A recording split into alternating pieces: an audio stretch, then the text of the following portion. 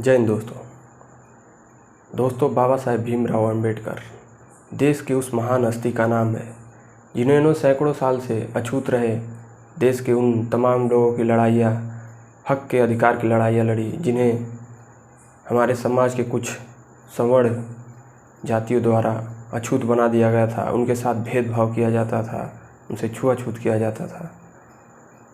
जब हमारा देश आज़ादी की लड़ाई लड़ रहा था, जब महात्मा गांधी तथा अन्य कई लोग देश को स्वतंत्र कराने के लिए संघर्ष कर रहे थे, उस समय बाबा साहेब भीमराव अम्बेडकर दलितों के हक की लड़ाई लड़ रहे थे। उनका मानना था जब तक दलितों को उनके अधिकार मिल नहीं जाते तब तक स्वतंत्रता का कोई फ़ायदा नहीं है। यदि हम स्वतंत्र हो भी जाएं तो इन कुछ लोगों जैसे सवर्णों के हाथ की फिर हम कठपुतली बन के रह जाएंगे। इसलिए बिना हमारे अधिकार मिले स्वतंत्रता का मिलना का कोई औचित्य नहीं है।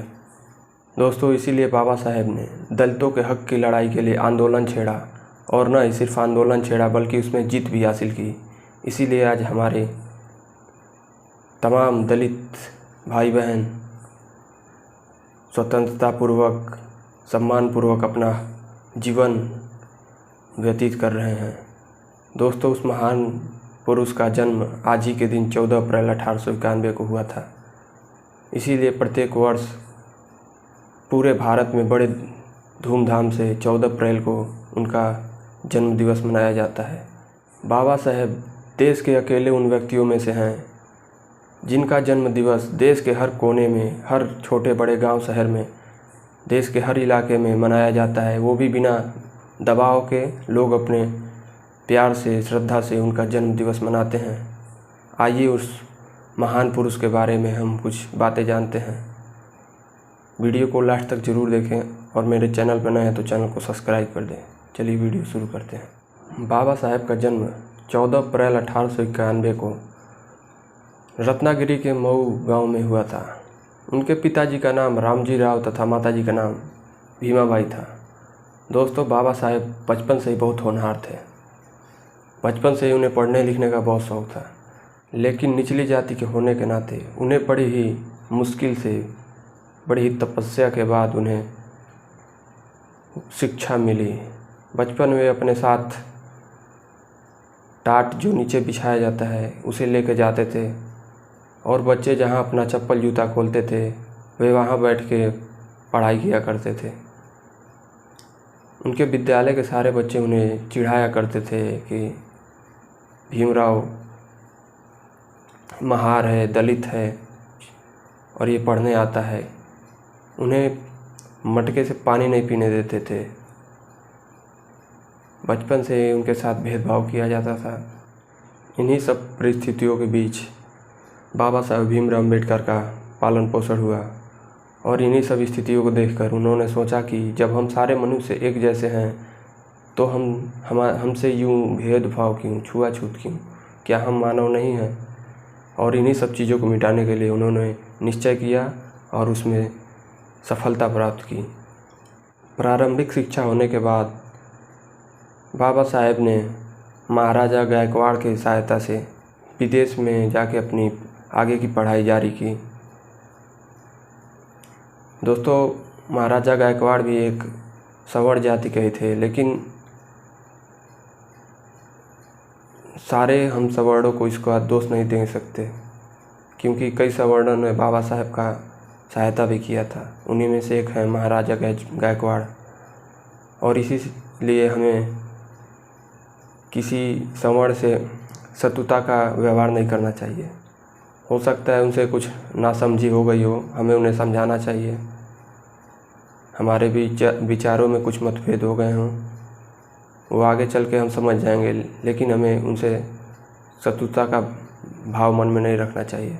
और हम सभी की देश के हैं, हम सबको मिल के रहना होगा और रहेंगे। दोस्तों, बाबा साहेब भीमराव अम्बेडकर के व्यक्तित्व को केवल दलितों का मसीहा कह के उनके व्यक्तित्व को कम किया जाता है।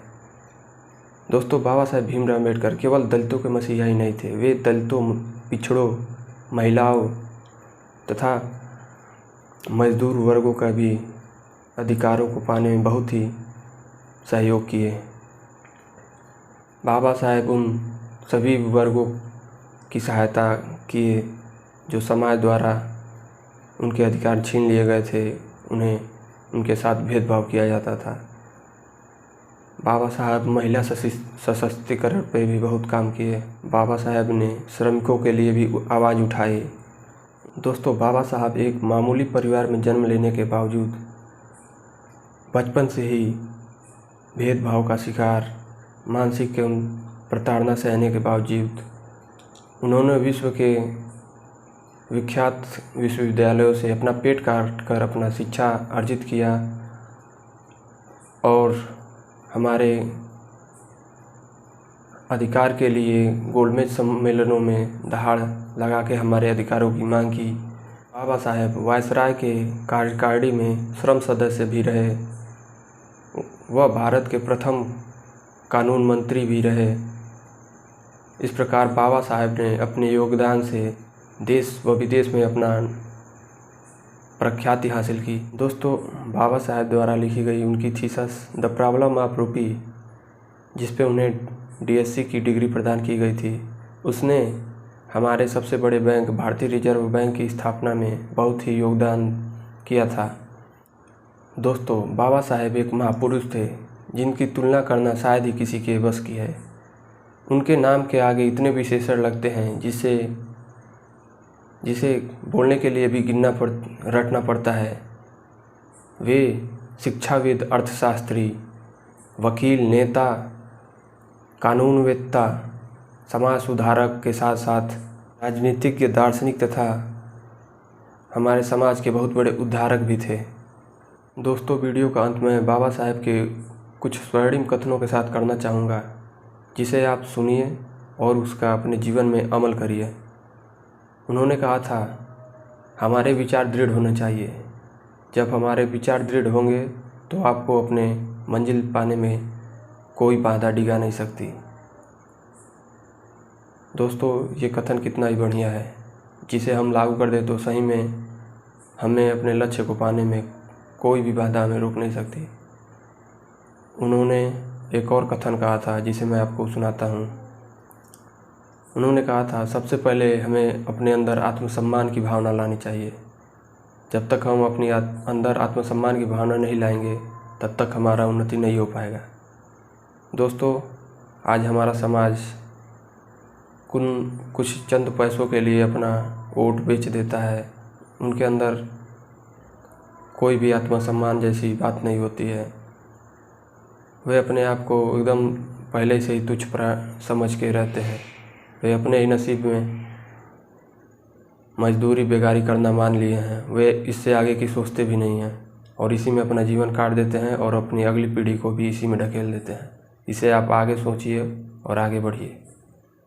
दोस्तों, बाबा साहेब ने का एक कथन जो मुझे बहुत ही बढ़िया लगता है, उन्होंने कहा था, उन माता पिताओं और पशुओं में कोई अंतर नहीं है जो अपने बच्चों को शिक्षा ना दें।